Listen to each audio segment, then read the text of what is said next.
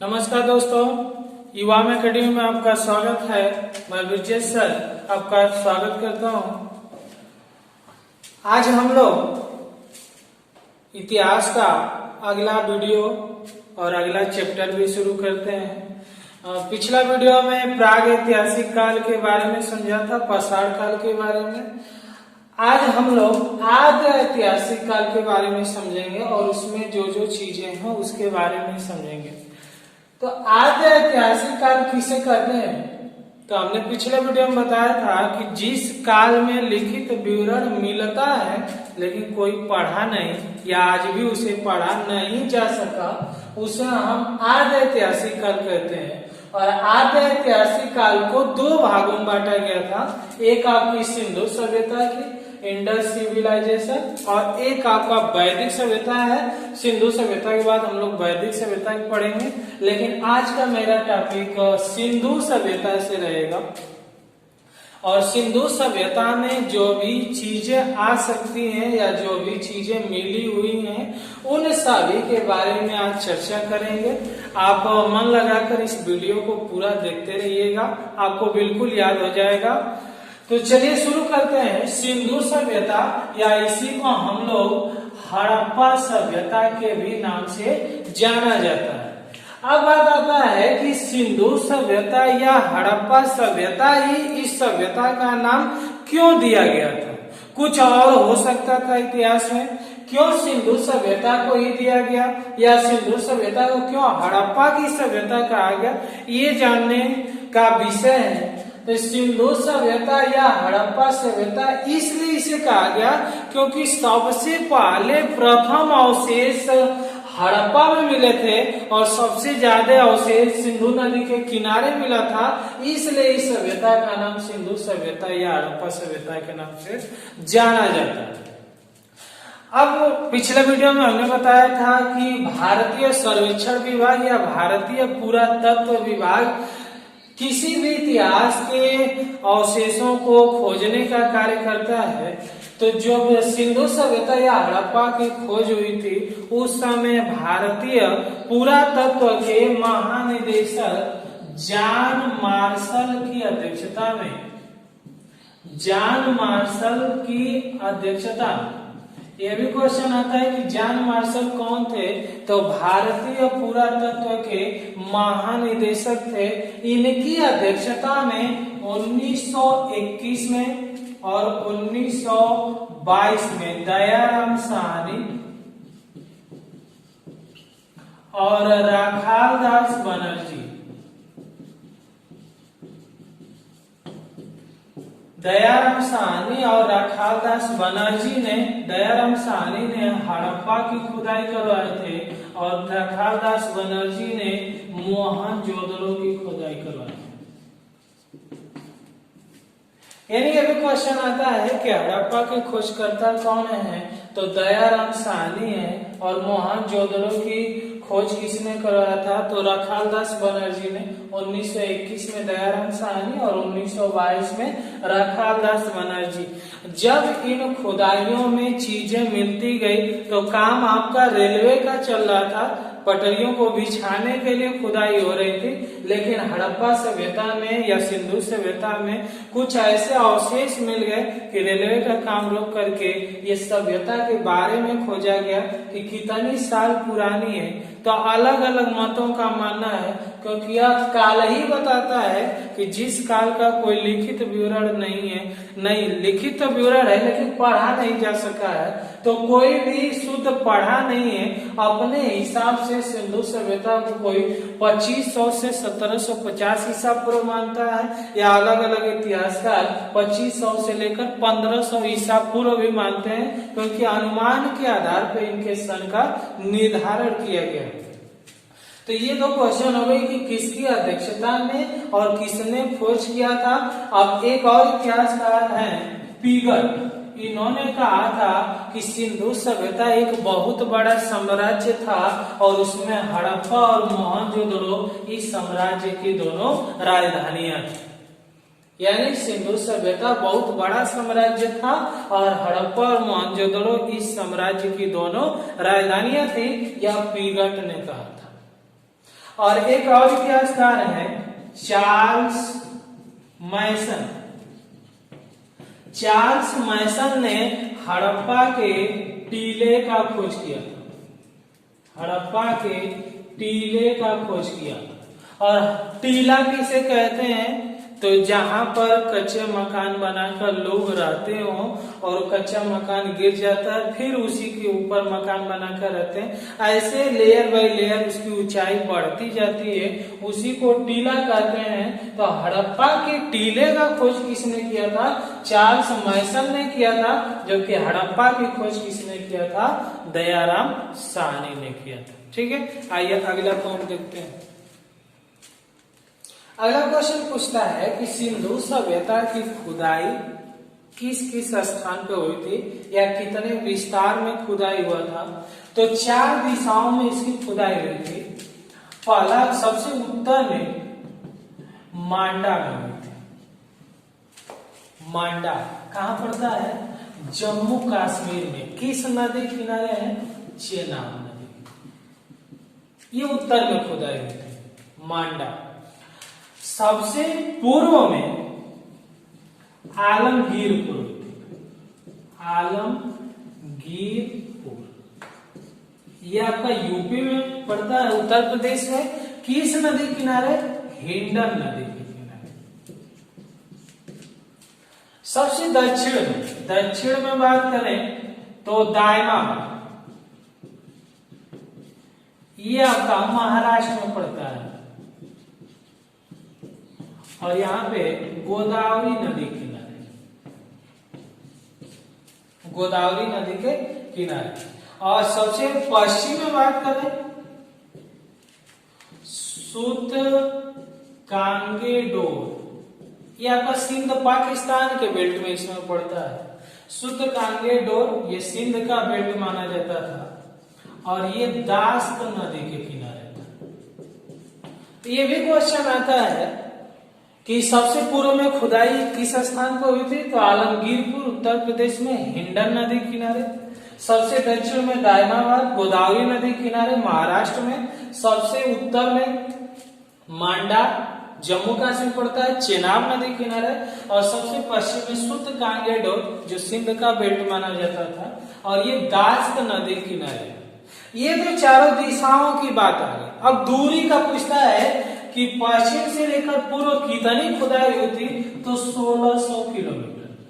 और दक्षिण से लेकर उत्तर तक 1400 किलोमीटर तक की खुदाई हुई थी। यानी पश्चिम से लेकर पूर्व तक 1600 किलोमीटर और दक्षिण से लेकर उत्तर तक 1400 किलोमीटर तक विस्तार था सिंधु घाटी सभ्यता। ये खुदाइयां और खुदाई के बाद जो जो चीजें जहां से मिली, यही आपका पेपर बनेगा कि कौन सी चीजें कहां मिली, किसका क्या प्रयोग था। अब ये स्थान मिले तो स्थान को जब एक तीर से मिलाया गया तो कुछ आकृतियां, कुछ ऐसे आकृतियां बनी थी जिसे कहा गया कि सिंधु सभ्यता की जो आकृति थी त्रिभुजाकार, त्रिभुजाकार थी।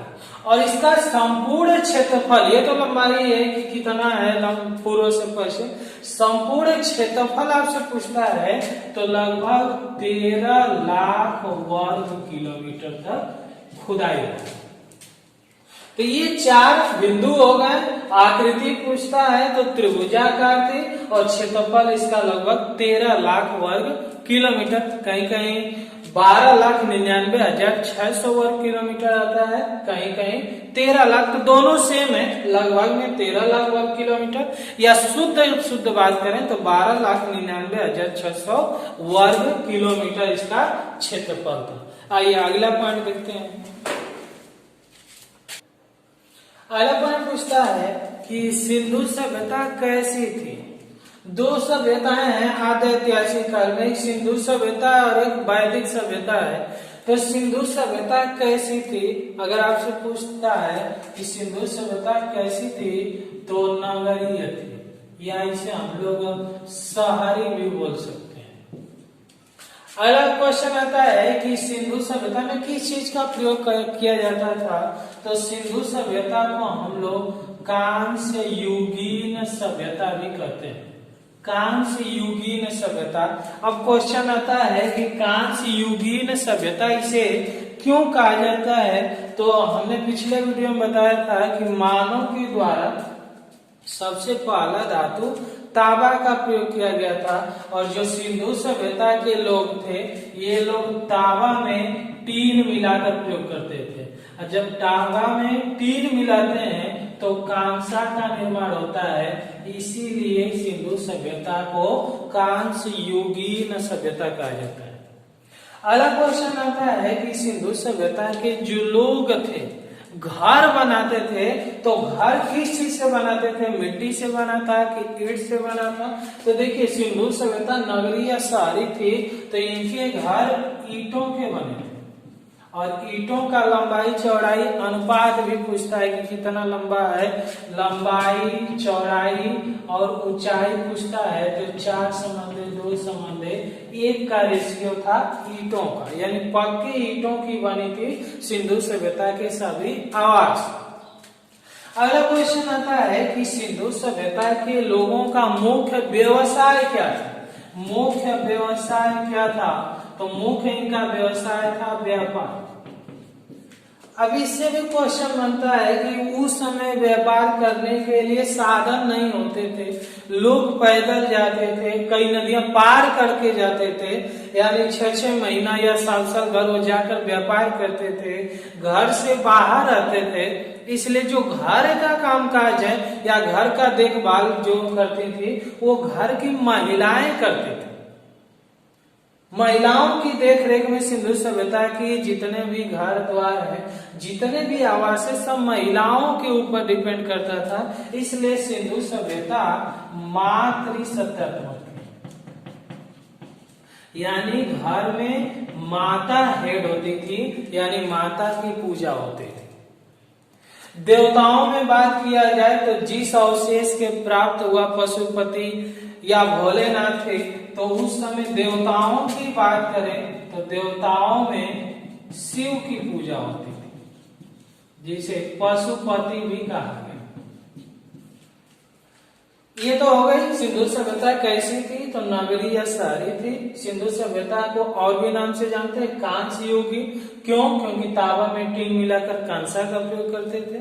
सिंधु सभ्यता के सभी घर किससे बने थे? ईंटों से बने थे, जिसका लंबाई चौड़ाई ऊंचाई 4:2:1 था। इनका व्यवसाय क्या था? तो व्यापार था।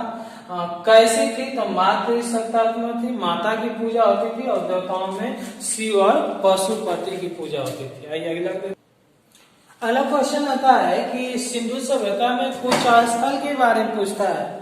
तो सिंधु सभ्यता में लगभग 1000 स्थल खोजे गए थे। तो 1000 आपको पेपर में नहीं याद रखना है, उसमें से 6 स्थल आपके बहुत महत्वपूर्ण है। पहला आपका है हड़प्पा, दूसरा है मोहनजोदड़ो,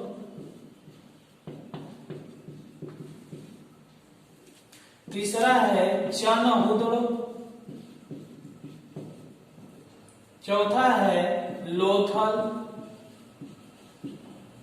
पांचवा है कालीबंगा, और छठवां है बनवाली। ये 6 आपके मेन है, हड़प्पा, मोहनजोदड़ो, चनहुदड़ो, लोथल, कालीबंगा और बनवाली। और इन्हीं में से क्वेश्चन आता है कि 6 स्थल या पूछ देगा या कौन सा स्थल किस जगह पे है। तो ये जो तीनों स्थल हैं, ये आपका सिंध पाकिस्तान के बेल्ट में पड़ता है, और ये आपका लोथल आपका गुजरात में है, कालीबंगा राजस्थान में पड़ता है, और बनवाली हरियाणा में। ये तीनों आपका सिंध वाले बेल्ट में। सिंध हड़प्पा सबसे खोजा गया पुराना शहर या प्रथम शहर, या अगला क्वेश्चन पूछता है और भी चीज है। तो चांदी का सर्वप्रथम अवशेष कहाँ मिले? तो हड़प्पा में। मोहनजोदड़ो को मृतकों का टीला भी कहा जाता है। मृतकों का टीला। मोहनजोदड़ो का अर्थ, ये भी डायरेक्ट पेपर में पूछ सकता है कि मोहनजोदड़ो का अर्थ है तो मृतकों का टीला। और क्या मिला था? विशाल स्नानागार, विशाल स्नानागार, विशाल अन्नागार भी मिला था। नृत्य करती हुई, नृत्य करती हुई स्त्री के मूर्ति भी मिले हैं मोहनजोदड़ो। ये सभी आपसे पेपर पूछता है कि मृतकों का टीला किसे कहा जाता है, तो मोहनजोदड़ो को, या विशाल स्नानागार किसे। अब विशाल स्नानागार क्यों बनाया गया था? तो ये धार्मिक स्थल के लिए या धार्मिक पूजा पाठ के लिए बनाया गया था। लोग इसमें स्नान करेंगे फिर पूजा पाठ करेंगे। नृत्य करती हुई स्त्री के मूर्ति भी अवशेष मिले हैं, तो ये पता चला कि उस समय जो राजा थे तो उनके दरबार में ये सब प्रोग्राम होते रहे होंगे। अगला था है कि चन होतड़ों से क्या मिला था? तो चन होतड़ों से दवा तथा मनके के कारखाने में, यानी वहां पे दवा और मनके बनाए जाते थे। लोथल आपका गुजरात में है, ये आपका बंदरगाह है। और बंदरगाह दो मिले, एक लोथल है और एक आपका सूरकोतदा है। ये दो बंदरगाह है, गुजरात में मिले थे। और भी चीजें मिली थी, घोड़े की प्रतिमा, तराजू। तो ये बंदरगाह पे ये घोड़े सामान ढोने के कार्य कर रहे होंगे और तराजू नापने तोलने का कार्य। तो लोथल कहाँ? गुजरात में ये बंदरगाह था। और बंदरगाह दो थे, एक लोथल एक आपका सूरकोटदा, दोनों गुजरात में है। और घोड़े की प्रतिमा भी वहीं से मिली है और तराजू भी मिला है लोथल से। कालीबंगा से जूते हुए खेत, ईंटों का अलंकरण, ऊंट के अवशेष, ये सभी चीजें मिली हैं कालीबंगा में। राजस्थान में जूते हुए खेत, ईंटों का अलंकरण और ऊंट के अस्थियां या ऊंट की हड्डियां भी मिली थी कालीबंगा में। और बनवाली में क्या मिला है? तो मिट्टी के खिलौने, मिट्टी के खिलौने। और क्या मिले हैं? तो बैलगाड़ी के पहिए। तो ये 6 आपके स्थल है और 6 में क्या क्या मिला, ये भी क्वेश्चन बनता है। हड़प्पा पुराना शहर, चांदी काल से, मोहनजोदड़ो मृतकों का टीला भी कहा जाता है, विशाल स्नानागार और नृत्य करती हुई स्त्री की मूर्ति मोहनजोदड़ो में, चनोदड़ो में दावत और मनके बनाने के कारखाने, लोथल को गुजरात में बंदरगाह था, घोड़े की प्रतिमा, तराजू, 2 बंदरगाह थे, लोथल और सूरकोतदा। कालीबंगा राजस्थान, जूते हुए खेत, ईंटों का अलंकरण, ऊंट के अवशेष भी मिले कालीबंगा में। बनवाली में मिट्टी के खिलौने, बैलगाड़ी के पहिए इत्यादि का अवशेष मिला हरियाणा में। आइए अगला पॉइंट देखते हैं। सिंधु सभ्यता के लोग मुद्रा बनाने के लिए किसका प्रयोग करते थे? टेराकोटा का। मोहर बनाने के लिए किसका प्रयोग? तो सेल खड़ी का प्रयोग। मिठास के लिए किसका प्रयोग करते थे? मिठास के लिए शहद का प्रयोग करते थे। पवित्र जीव किसे मानते थे? तो बत्तख को। किसका साक्ष्य नहीं मिला? साक्ष्य नहीं मिला गाय का। जल का अवशेष कहाँ मिला? तो धौलावीरा में, जिसे हम लोग, ये गुजरात में है और इसे सफेद कुआं के भी नाम से जाना जाता था। सफेद कुआं के नाम से भी। घर कैसे बनाते थे? घरों का विन्यास तो ग्रिड पद्धति, ग्रिड पद्धति या इसे जाल पद्धति भी कहा जाता है। घरों का विन्यास करते थे ग्रिड पद्धति और जाल से। मुद्रा टेराकोटा, मोहर, सेल खड़ी, मिठास के लिए शहद का, पवित्र बत्तख, साक्ष्य नहीं मिला गाय का। जल कहाँ मिला? धौलावीरा गुजरात में, जिसे सफेद कुआं के भी नाम से। घरों का विन्यास ग्रिड पद्धति। इनके जो बर्तन होते थे, बर्तन किस रंग के? तो लाल रंग के होते थे। बर्तन इनका लाल रंग का होता था। आइए अगला पॉइंट देखते हैं। अगला क्वेश्चन पूछता है कि यह स्थल किसकी देखरेख में कब और किस नदी किनारे खुदाई हुए थे। तो हड़प्पा दयाराम साहनी 1921 में रावी नदी किनारे, मोहनजोदड़ो रखालदास बनर्जी 1922 में सिंधु नदी किनारे, चनउदड़ो गोपाल मजूमदार 1931 में खुदाई हुआ सिंधु नदी किनारे, लोथल रंगनाथ राव ने करवाया था 1955 में, 62 में भी हुआ था, भोगवा नदी किनारे है, कालीगंगा अमलानंद ब्रजवासी 2 लोग मिलकर करवाया था 1953 में, और यह घग्गर नदी किनारे है, और बनवाली रविंद्र सिंह बिष्ट ने करवाया था 1973 में, और ये सरस्वती नदी किनारे है। तो एक क्वेश्चन इससे भी बनता है, आप इसको देख लीजिएगा। आइए अगला पॉइंट देखते हैं। सिंधु सभ्यता में आपके 3 संस्कार मिलता है। दाह संस्कार की बात करें तो 3 है। दाह संस्कार उसे कहते हैं कि जलाने के बाद मिट्टी के बर्तन में बंद करके और गंगा नदी या कोई भी नदी में प्रवाहित कर देना है, उसे दाह संस्कार कहा जाता है। और ये इस समय हिंदुओं में मिलता है। हिंदू में पूर्ण समाधिकरण यानी पूरी तरह भूमि में दफना देना उस समय प्रथा भी थी, और इस समय यह मुस्लिम में मिलता है। और आंशिक समाधिकरण मतलब कोई किसी की मृत्यु हो जाती है तो उसे बाहर स्थान पे रख दिया जाता है, पशु पक्षियों के खाने के बाद जो बचता है उसे फिर से दफनाया जाता है, और ये इस समय पारसी धर्म में मिलता है। तो ये भी पूछता है कि कितने संस्कार थे। दाह संस्कार, पूर्ण समाधिकरण और आंशिक समाधिकरण, ये 3 संस्कार हो गए। अगला हुलास। हुलास जगह का नाम होता है कि यहाँ क्या मिला था, तो यहाँ गेहूं का साक्ष्य मिला था। रंगपुर में चावल की भूसी की साक्ष्य मिली है। ये हुलास आपका सहारनपुर उत्तर प्रदेश में पड़ता है, और रंगपुर आपका गुजरात में है। सिंधुवासी के लोगों का भोजन क्या था, तो गेहूं और जौ था, इन लोगों का मुख्य भोजन था। और विशाल स्नानागार का कभी लंबाई चौड़ाई ऊंचाई को देता है तो 8 फीट गहरा था और 23 फीट चौड़ा था और 23 फीट लंबा था। 8, 23 और 30 इसकी लंबाई चौड़ाई और ऊंचाई है।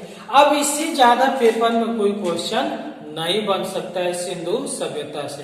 तो दोस्तों, यह वीडियो आपको अच्छा लगे तो इसे लाइक करिए और इस चैनल को सब्सक्राइब करिए। जय हिंद।